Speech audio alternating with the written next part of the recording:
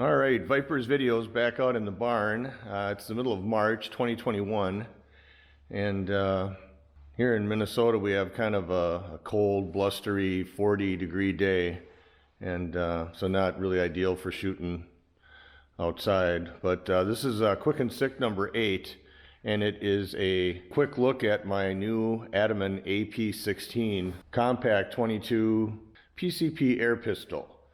And today is just a quick look at it. I've already modified it a little bit by putting some custom grips and red dot scope on it. I tested it out in the garage yesterday, but nothing serious, only took about 14 shots. I'll post a picture of it here.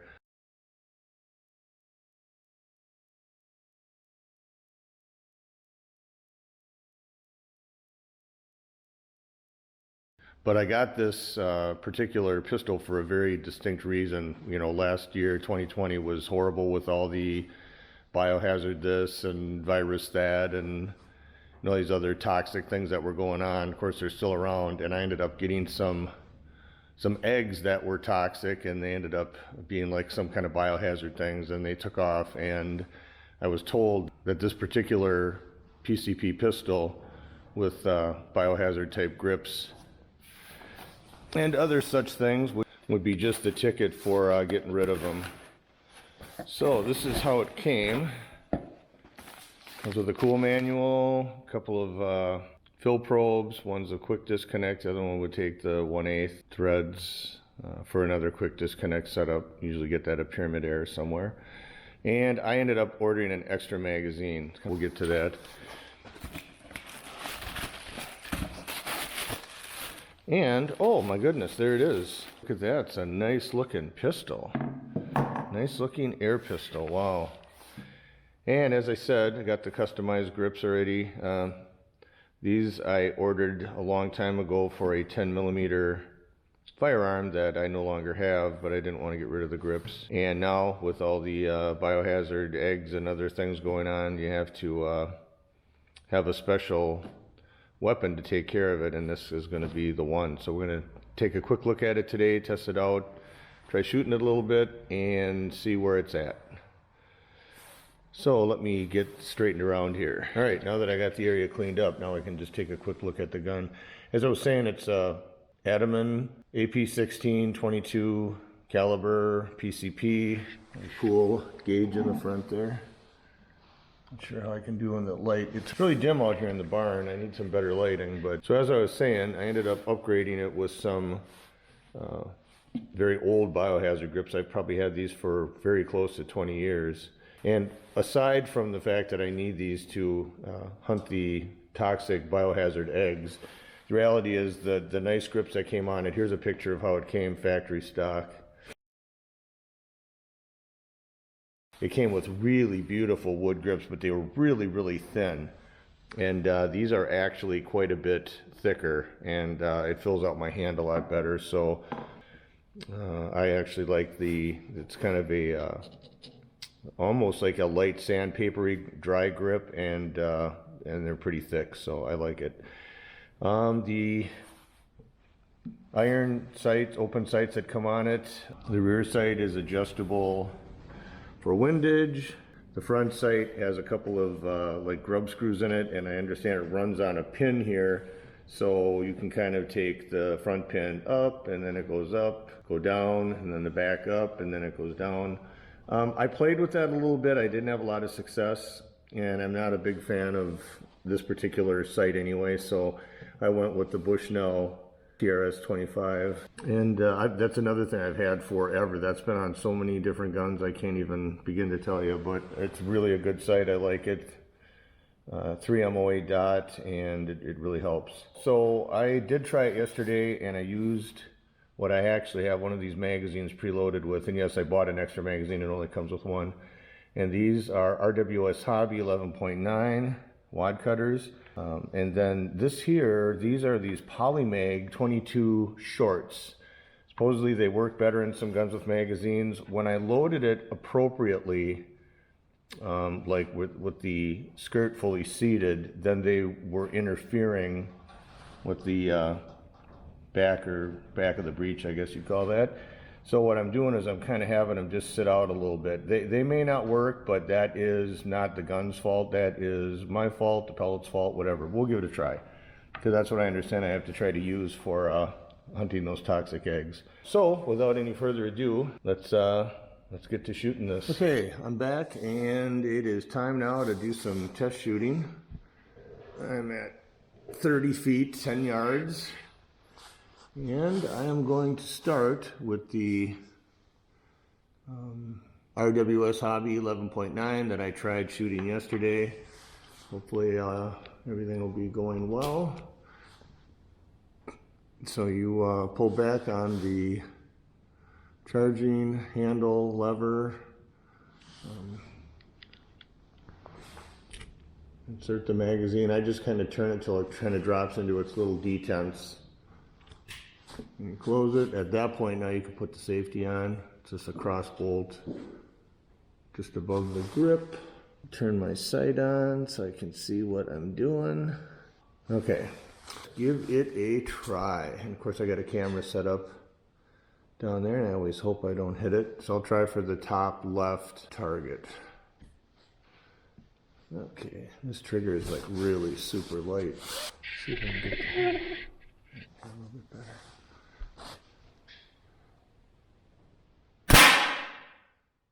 That is one really light trigger. I haven't chronied this yet, but from what I understand, it sends 14 or 15 grain pellets downrange at about 590. So I'm going to guess these are somewhere in the probably, I don't know, 640, 650.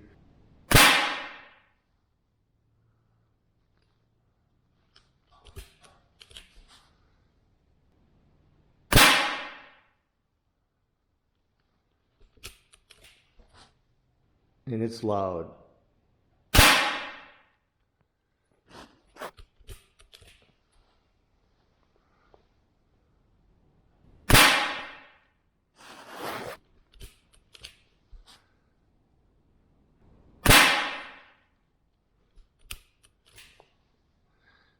Not sure if this is 6 or 7. Okay, let me take a peek. That was all 7, so there you go. So now you decock this the same way. You pull it all the way back, squeeze the trigger, you start to fill, and now it is now decocked. And you can't put safety on, so. All right, let's go down and see how I did.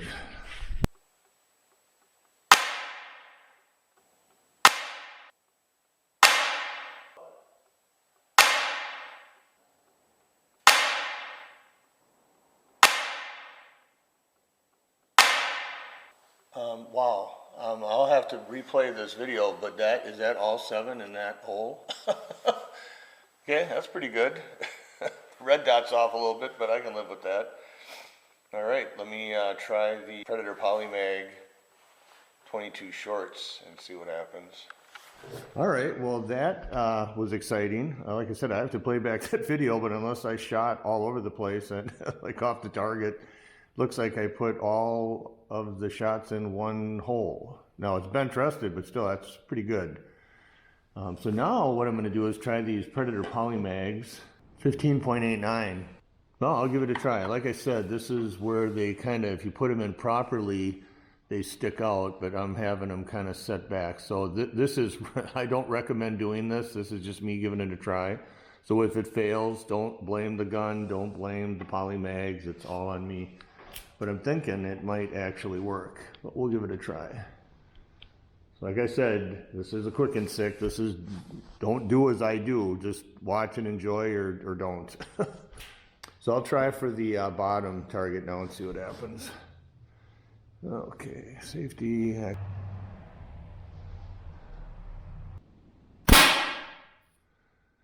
Okay, so they're printing pretty much in the same spot, it looks like, upper left. Okay, well that one worked. Like I said, I would not depend on trying to put these in this way and have them work. This is in a controlled environment, on a bench. I would not do this out in the field because that would screw up everything if one fell and got messed up.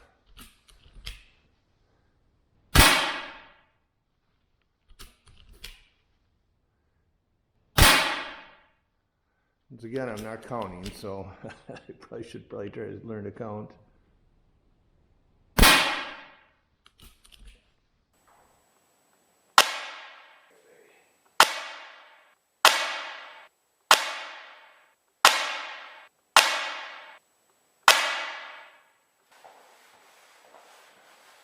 Okay, that was the Predator Polymag 15.89 22 shorts, and we've got the same pretty much pattern. What is that? How far away from the center, the edge of my thumb? Boy, that's literally printing in the same spot as the 11.9 RWS.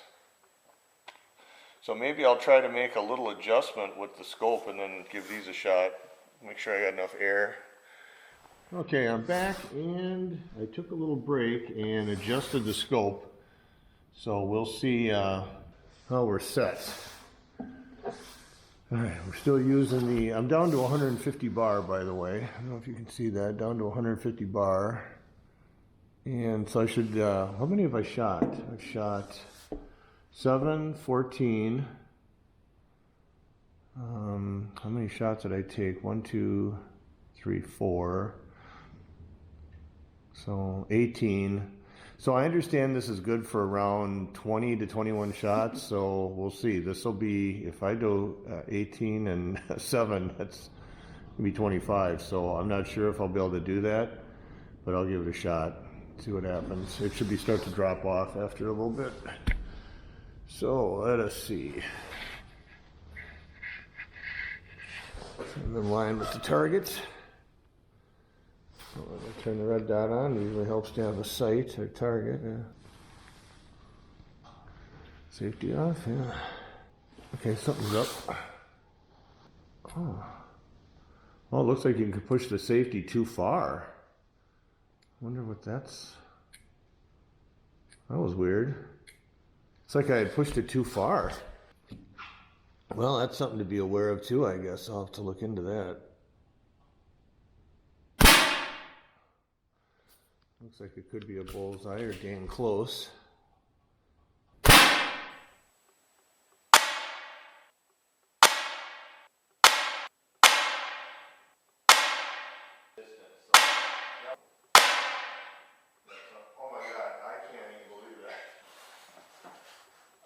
Yeah, okay. I don't care if that is only 30 feet and bench rested. That's absolutely crazy. That's really good. Here was what I was doing in between, just to try to sight it in. So, well, I'm guessing that's considered pretty good, huh? Okay, to finish up this quick and sick number 8, it's apparent that this gun is absolutely not only gorgeously built, it is beautifully accurate, it is easy to handle, it is lightweight, it is expensive, but as you can see by that kind of accuracy and power, and this is not any larger than a full-sized firearm. So, I don't know, I'm kind of speechless from that accuracy. I'm not even that great of a shot, and that just dropped them all in. So I would say that with the red dot, with my Biohazard grips, I am ready to hunt those toxic eggs.